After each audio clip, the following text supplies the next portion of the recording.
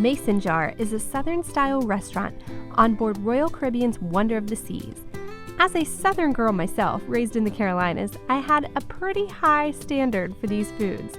But as a gluten-free, dairy-free pescatarian, we put off this restaurant assuming that everything would contain bacon fat and breaded fried foods. Basically everything we can't eat. But here we found a warm Southern hospitality and even a little bit of whatever fun this is.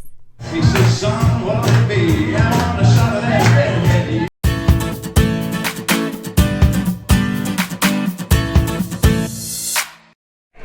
Welcome to the Mason Jar.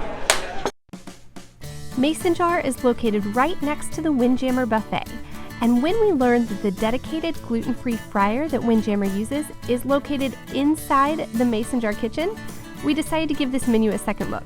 Their kids menu didn't have much of anything for our kiddos, but the brunch menu had some interesting egg dishes. And since Mason Jar Brunch was one of the most economically priced specialty dining options on our sailing, we gave it a shot on our last full day on board.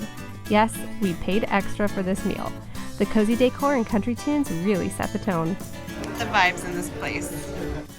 They're really cute. They're cute. They had to modify some of the offerings for our diet, but many Southern cooking favorites were still there.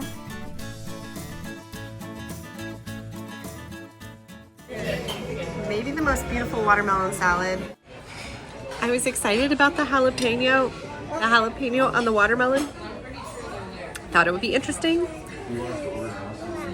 But be careful what you wish for. Hot. The deviled eggs are good, as deviled eggs generally are a favorite.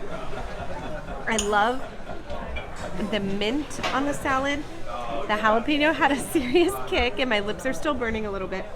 But I think the star is the sweet potato hash. It's really sweet. There's kind of a mush to it, almost like a maybe some syrup blended in. There's kind of mapley, but it's a little smoky too. There's a good presence of peppers, and it's great. The thing I find least interesting is the spinach omelet, because without the cheese, you don't get any ooey gooey.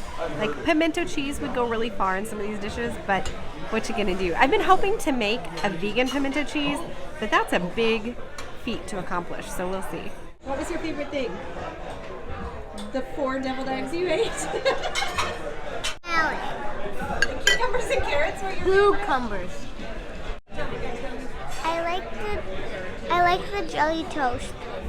It was a really good bread, right? Yeah, and I hate the jalapenos and the salmon. I feel like the deviled eggs were probably my favorite because, like, the sweet potato hash, I feel like that's something we can get pretty frequently. I mean, deviled eggs are too, but like there was a really nice. I like the smokiness. I like the pickle relish on top. I like the dressing on the watermelon salad. It had a really nice flavor to it. Yeah, and at the end of the day, I just really like the presentation and the way it's being served, and it's really just it's fun. When it was time for dessert, they brought us a gluten-free, dairy-free pineapple cake. We'd had this same cake in the main dining room and in Coastal Kitchen, but this plating was a distinctly Southern presentation. Wow, that's so pretty. And this was the prettiest fruit plate we had on the whole sailing.